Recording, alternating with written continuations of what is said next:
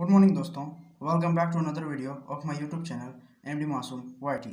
तो आज के इस वीडियो में मैं बात करूंगा कि क्लास 11th के जो स्टूडेंट्स हैं जो कि इस बार 2023 के आने वाले अपकमिंग एग्ज़ाम में जो एग्ज़ाम देंगे, यानी कि आप तो जान चुके हैं कि जैक बोर्ड अब पैटर्न चेंज कर चुका है एग्ज़ाम का। यानी 8, 9 और 11th का जो है वो सारा ऑब्जेक्टिव क्वेश्चन आने वाला है, जो कि मार्च का फर्स्ट वीक में एग्ज़ाम होने वाला है। ठीक है, जैसे कि आप सबको नोटिस मिल चुका होगा।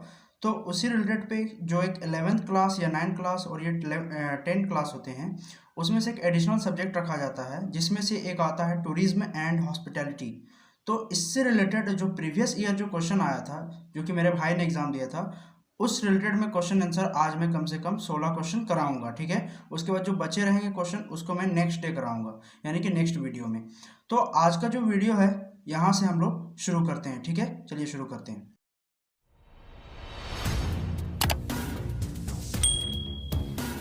कि आपका जो क्लास 11th का जो एग्ज़ाम था, यानी कि टर्म 1 जो कि एग्जामिनेशन 2022 में हुआ इस बार, जो कि किसका था, टूरिज्म एंड हॉस्पिटैलिटी का था। ठीक है, एक ऑप्शनल या फिर वोकेशनल सब्जेक्ट था, जो कि एमसीक्यू टाइप क्वेश्चन पूछा गया, जो कि फर्स्ट टर्म के था। लेकिन अब आप लोग को घबराने की दिक्कत नहीं है, यानी जो 11th क्लास के स्टूडेंट हैं उनको घबराने की जरूरत है ही नहीं, क्योंकि अब उनका जो सारा एग्जाम है वो फर्स्ट टर्म यानी कि ऑब्जेक्टिव व्यू से लिया जाएगा।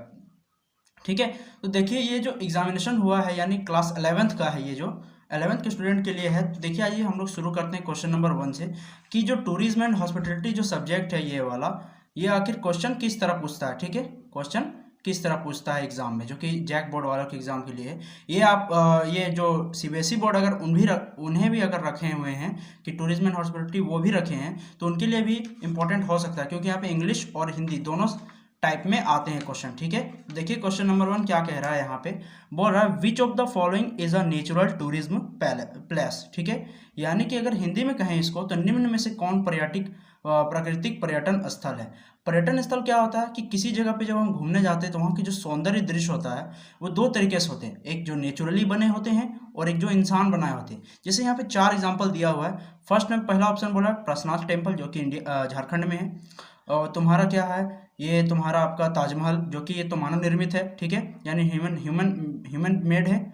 और तुम्हारा बैद्यनाथ धाम टेम्पल, जो कि झारखंड में ही है, या कि और स्टेट्स में होंगे। ठीक है, और ये क्या है, सी बीच भी एक घूमने वाला जगह है। ठीक है ना, लेकिन ये जो सी बीच है आपका कैसा है, नेचुरल टूरिज्म का एग्जाम्पल है। तो यह ना पूछा है कि विच of the following is a natural tourism place. ठीक है, यानी कि निम्न में से कौन प्राकृतिक पर्यटन स्थल है। तो आपका क्या हो जाएगा, सी बीच जो होता है नेचुरली बना होता है, जो कि गॉड द्वारा गिफ्टेड होता है। ठीक है, तो इसका आंसर क्या हो जाएगा, ऑप्शन नंबर 4। ठीक है, यहाँ पे मैंने दे दिया है, ये ऑप्शन नंबर 4 आपका आंसर हो जाएगा। ठीक है, चलिए उसके बाद सेकंड क्वेश्चन क्या कह रहा है।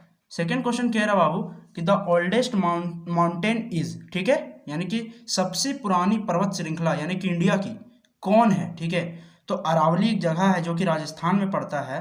ठीक है, उनका जो साउथ राजस्थान है ना, उधर एक अरावली एक विलेज है अरावली। ठीक है, ये आप गूगल में सर्च कर सकते हैं, मैं इसका डिटेल में और भी मिल जाएगा। तो ये अरावली जो प्लेस है वो आपका ओल्डेस्ट माउंटेन होता है। ठीक है, ये सबसे ज़्यादा ओल्डेस्ट माउंटेन है, तो सेकेंड ऑप्शन आपका करेक्ट हो जाएगा। ठीक है, इसके बाद देखिए अब एक और क्वेश्चन है थर्ड नंबर में, वाई इज टूरिज्म एसेंशियल, यानी कि पर्यटन जो है महत्वपूर्ण क्यों है। ठीक है, इसका अगर हिंदी आप देखना चाहते हैं, देखिए मैं इस पेज में दिखाता हूँ, हिंदी दिखाया गया है। ठीक है, यहाँ पे देखिए इस पेज में। ठीक है, यहाँ पे बोला है पर्यटन क्यों जरूरी है। ठीक है, मनोरंजन के लिए, शिक्षा के लिए, उद्योग के लिए, या फिर इनमें से सभी। तो पर्यटन का उद्देश्य जो होता है, यानी कि बेसिस ऑफ टूरिज्म, वो आपका बहुत सारा टाइप पे होता है, यानी इंटरटेनमेंट के लिए भी टूरिज्म करते हैं बहुत सारे लोग। ये मैं स्पेशल वीडियो टूरिज्म का जो है वो आपको लिंक में डाल दूंगा, जो कि मैं पहले ही बना चुका हूँ इसके वीडियो, आप जाके उसको चेकआउट कर लीजिएगा और अच्छा समझ में आ जाएगा। ठीक है, तो पर्यटन क्यों जरूरी है, ये मनोरंजन के लिए, शिक्षा के लिए, उद्योग के लिए, यानी इंडस्ट्रियल काम के लिए, या फिर इनमें से सभी। तो देखिए पर्यटन जो होता है हर अलग अलग उद्देश्य, अलग अलग मतलब क्या कह सकते हैं ना, अलग अलग मोटिव होता है कि इसके लिए हम टूरिज्म कर रहे हैं। तो टूरिज्म के इनमें से सभी हो जाए, क्योंकि सभी कामों के लिए पर्यटन करना चाहिए। तो ये क्या हो जाएगा, ऑप्शन 4 आपका। ठीक है, आंसर 4 नंबर में देखिए क्वेश्चन नंबर क्या कहता है, 4 when is tourism day celebrated, यानी कि पर्यटन दिवस कब मनाया जाता है। 27 सितंबर, 10 जनवरी, या 25 फरवरी, नन ऑफ दिस। यानी कि जो पर्यटन राष्ट्रीय पर्यटन दिवस है वो कब मनाया जाता है पूरा वर्ल्ड में। तो पूरा वर्ल्ड में जो है ना इसका जो जन्मदाता थे यानी थॉमस कुक, उन्होंने 27 सितंबर को इसे मनाया था। तो क्या हो जाएगा क्वेश्चन नंबर 4 का आंसर ऑप्शन ए, ठीक है, 27 सितंबर। ओके, उसके बाद देखिए क्वेश्चन नंबर 5 जो है क्या कह रहा है, where is the Eiffel tower. ये जो क्वेश्चन है अधिकतर जीके रिलेटेड हो सकते हैं, ठीक है, क्योंकि टूरिज्म ऐसे ही पूछता है question. Where is Eiffel tower, कहाँ पे है एफिल टावर, ठीक है, एफिल टावर कहाँ है। तो ये आपका लंदन का एक पेरिस जो जगह है उसका, वहाँ पे मौजूद है एफिल टावर, जो कि एक अच्छा प्राकृतिक मतलब मानव निर्मित पर्यटन स्थल है, ठीक है ना। वहाँ पे बहुत सारे लोग घूमने जाते हैं, बहुत सारे वर्ल्ड से आते हैं, बहुत सारे मतलब क्या कह सकते हैं, बहुत बहुत अलग अलग देशों से आते हैं व्यक्ति वहाँ पे घूमने के लिए। तो आपका ऑप्शन ए हो जाएगा सही। अब देखिए इधर क्वेश्चन नंबर 6 क्या कहता है, ठीक है, क्वेश्चन नंबर 6 कह रहा है who has to resort to tourism trip, ठीक है, यानी कि पर्यटन यात्रा में किसकी सहायता लेना पड़ता है। पर्यटन अगर आप यात्रा कर रहे हैं तो उसमें आप किसकी किसकी सहायता लेंगे, ट्रैवल एजेंट की, पब्लिक की, सेल्फ की या ऑल ऑफ दिस।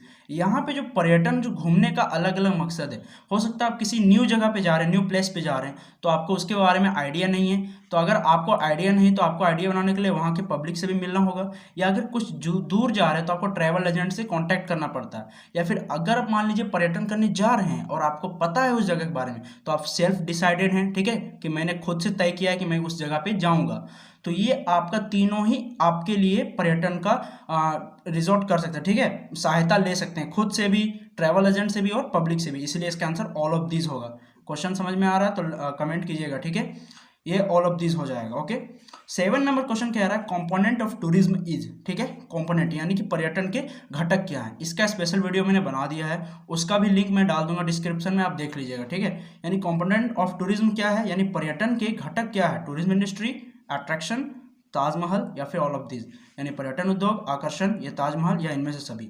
तो ये जो आपका है पर्यटन उद्योग, ये आपका बहुत सारे जो फैक्ट्रीज होते हैं, मान लीजिए आप किसी तरह के अलग जगह पे चल गए जहाँ पे आपको कुछ नया देखने को मिले, कि मान लीजिए गाड़ियाँ कैसी बनती है, ठीक है, ये आकर्षण क्या है, ताजमहल क्या है। तो इसका आंसर जो होगा वो आपका ऑल ऑफ दीज होगा, क्योंकि कंपोनेंट जो कहता है ताजमहल एक क्या बोले आकर्षण का प्लेस है, अट्रैक्शन तो है ही, ठीक है, आकर्षण हो गया, आवास हो गया, ये सब क्या है पर्यटन के घटक होते हैं। तो इसका option answer all of these हो जाएगा। Okay, all of these. चलिए क्वेश्चन नंबर 8 की तरफ बढ़ते हैं हम लोग।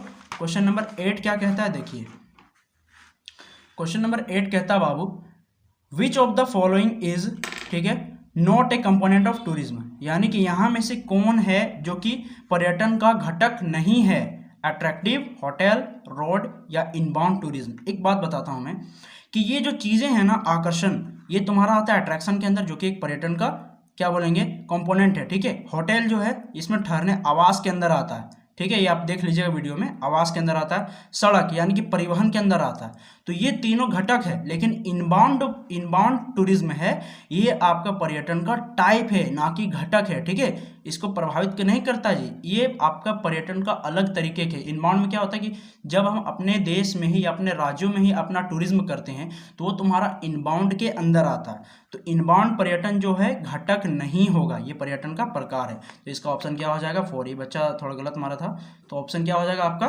4 हो जाएगा, ठीक है। इसका देख लीजिएगा। क्वेश्चन नंबर 9 का बात करते हैं। इस क्वेश्चन में थोड़ा सा मिसप्रिंट था, मैंने इसको गूगल में भी अच्छे से सर्च किया है कि what is the length of silk route. पहले जान लीजिए कि सिल्क रूट होता क्या है। जो चीनी लोग थे, जो चाइनाज के थे, तो वहाँ पे एक बहुत सारा लोग जो है ना, ये ग्रेट वॉल ऑफ चाइना से उधर बगल में एक ऐसा रास्ता बनाया गया था जहाँ से जो सिल्क का व्यापार होता, सिल्क मतलब जो कॉटन्स होते थे, रुई वगैरह, ये जो होता ना जितना पादप से निकलता था, उस सब का व्यापार किया जाता था। तो वो रोड का जो लंबाई था वो आपका था 6400 किलोमीटर था। यानी जो इस ऑप्शन में अगर होना चाहिए तो अप्रोक्स इससे अधिक है, लेकिन 6400 बोला जाए। तो ये क्वेश्चन अगर आपका ऑप्शन यहाँ पे नहीं दिया हुआ है तो आपका अगर ये ऑप्शन रहेगा कहीं भी 6400 किलोमीटर, तो आप उसी में मारिएगा, ठीक है। 9 क्लास का क्वेश्चन नंबर 9 का, सॉरी। अब देखिए क्वेश्चन नंबर 10 क्या कहता है बाबू, where is Betla national park. ये देखिए इसका बारे में आप सुने होंगे जरूर, ये हमारे झारखंड राज्य के अंदर आता है, ठीक है, झारखंड स्टेट के अंदर है कि where is Betla national park. Question number 10 देखिए, तो हजारीबाग, पलामू, दुमका या रांची, ठीक है। यहाँ में से देखिए हिंदी में भी देखिए बेतला नेशनल पार्क कहाँ है, ठीक है। बेतल नेशनल पार्क कहाँ पे स्थित है? हजारीबाग के, पलामू में, दुमका में या रांची में? देखिए बेतल नेशनल जो पार्क है वहाँ पे बहुत सारे चीता, लायंस वगैरह को रखा जाता है। इसको बेतल नेशनल पार्क जो हमारा झारखंड में झारखंड सरकार है उन्होंने ये बनाया हुआ है, ठीक है, बहुत पहले से।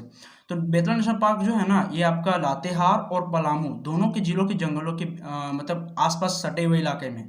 तो इसलिए इसका आंसर जो होगा पलामू, क्योंकि यहाँ पे लातेहार नहीं दिया हुआ है और लातेहार ही मारते हैं, ठीक है। तो आपका आंसर क्या हो जाएगा? पलामू, ठीक है।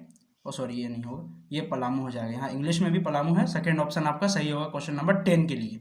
11 के लिए देखिए क्या बोल रहा है, in which city is the gateway of India situated? मतलब भारत के किस शहर में गेटवे ऑफ इंडिया मौजूद है? गेटवे ऑफ इंडिया कहाँ? आपने जाना हो गेटवे ऑफ इंडिया, जो कि बहुत ही अच्छा पर्यटन प्लेस है, ठीक है, बहुत ज़्यादा टूरिज्म एक अच्छा प्लेस जहाँ पे आदमी बहुत बड़ी मतलब बाहर बाहर से लोग आते हैं देखने के लिए। तो ये आपका दिल्ली में है, मुंबई में है, कोलकाता में है, गुजरात में? तो ये आपका मुंबई में है, जो कि भारत की सबसे बड़ा शहर जो है, नामी शहर है, वो आपका मुंबई में पाया जाता है, मुंबई में है, ठीक है, गेटवे ऑफ इंडिया। ये आपका 11 का आंसर ऑप्शन बी होगा। ओके, 12th नंबर देखिए क्या बोल रहा है, what is called the tourism to tour of out of India? यानी भारत से जो बाहर जाने वाले पर्यटन को कौन सा पर्यटन कहा जाता है? यानी अगर कोई इंसान जो है, यानी कोई भी व्यक्ति है जो इंडिया का नागरिक है, अगर वो किसी देश में जा रहा है, पर्यटन करना चाह रहा है, टूरिज्म करना चाह रहा है, तो किसके अंदर पर्यटन होगा? वो आपका इनबाउंड नहीं, घरेलू नहीं, वो आपका होगा आउटबाउंड, यानी आप इंडिया से आउट ऑफ इंडिया जा रहे हैं। इसका आंसर क्या हो जाएगा? ऑप्शन बी, आउटबाउंड टूरिज्म, ठीक है। क्वेश्चन नंबर 13 में देखते हैं क्या बोला है। सॉरी, हाँ 13 बोला है कि hard skill is also called, hard skill को और क्या कहा जाता है? तो हार्ड स्किल जो होता है तकनीकी कौशल, ये आपका 9 क्लास से ही शुरू है इसका चैप्टर, जो कि आपका कौशल के अंदर पढ़ना था, तो उसको टेक्निकल स्किल कहा जाता है। क्या कहा जाता है? तकनीकी कौशल, ठीक है।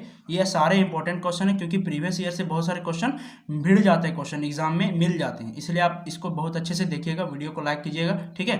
तो देखिए तकनीकी कौशल होता है इसका आंसर। हार्ड स्किल को क्या कहते हैं? तकनीकी कौशल। हार्ड स्किल को तकनीकी कौशल भी कहा जाता है, तो ऑप्शन ए सही हो जाएगा तरह का। 14 का देखिए क्या बोल रहा है, Aditi is staying in a hotel, she has book airline tickets, in this case will contact the, किससे वो कॉन्टैक्ट करेगी? यानी आदित्य का मान लो एक लड़की है कि होटल में रह रही है, उन्हें एक हवाई यात्रा की टिकट बुक करना है। इस अवस्था में वो किससे संपर्क करेगी? ठीक है, किससे संपर्क करेगी? रिसेप्शन से, टेलीफोन ऑपरेटर से, बैंकेट मैनेजर से, या फिर ट्रेवल डेस्क से।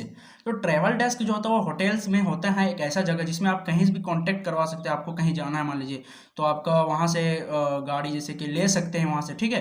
तो आपका जो इसका आंसर होगा, यानी अगर वो कांटेक्ट करना चाहते हो आपको ट्रेवल डेस्क से होगा। रिसेप्शन से क्यों नहीं? रिसेप्शन जो संभालने वाला है उसका सजावट वगैरह करने वाले होते हैं। टेलीफोन ऑपरेटर जो होता है वो दूसरा काम के लिए होता है, जो कि आपको अगर इमरजेंसी में कहीं करना है। बैंकेट मैनेजर जो होता है वो आपका सजावट की देखभाल करता है, ठीक है। और जो ट्रेवल डेस्क होता है इसमें आप कांटेक्ट कर सकते हैं। इसका ऑप्शन ये दोनों में सस्पेंस है, लेकिन हमको जहां तक लगता है यही होगा, ठीक है। तो आपका 14 नंबर का आंसर क्या हो जाएगा? 4 हो जाएगा। ओके, अब देखिए इधर 15 नंबर बात करते हैं। हाँ 15 नंबर क्या कह रहा है बाबू कि विच of the following comes under food and beverage department? यानी कि जो टूरिज्म एंड हॉस्पिटैलिटी इंडस्ट्री है उसके अंदर की खाद्य और पेय विभाग के अंतर्गत क्या आता है? क्या चीज आता है इसके अंदर? किचन आता है, कॉफी शॉप आता है, स्पेशलिटी रेस्टोरेंट, या फिर ऑल ऑफ दीज। तो खाद्य और पेय का मतलब क्या होता है कि जिसमें भोजन के साथ साथ पीने वाले पदार्थ भी मिलते हैं, ठीक है। जैसे कोक हो गया, कोका कोला, या फिर ठंडे पदार्थ जितने भी ठंडा पेय है, या फिर वाइन बॉटल्स, ये सब जो होते हैं ना वो सब मिलते हैं। तो किसके अंदर मिलते हैं? आपका कॉफ़ी शॉप में भी ये सब बेवरेज डिपार्टमेंट के अंदर है ना जी। कुछ तो पीने को मिल रहा है ना बेवरेज के अंदर। फूड के अंदर हमारा किचन भी आ जाता है, तो ये रसोई स्पेशलिटी रेस्टोरेंट भी आता है। तो ये आपको कहाँ पे मिल जाएगा? आपको इनमें से सभी में। तो इसका ऑल ऑफ दिस आंसर हो जाएगा, ठीक है, 15 नंबर का। 16 नंबर जो कि आज का लास्ट क्वेश्चन है, क्योंकि वीडियो ज़्यादा लॉन्ग हो जाएगा, तो आगे जो वीडियो मैं बनाऊंगा उसमें और भी सारे जो क्वेश्चन होंगे उसको मैं डील करूंगा, ठीक है। इधर देखिए 40 क्वेश्चन है, नंबर ऑफ क्वेश्चन 40 है।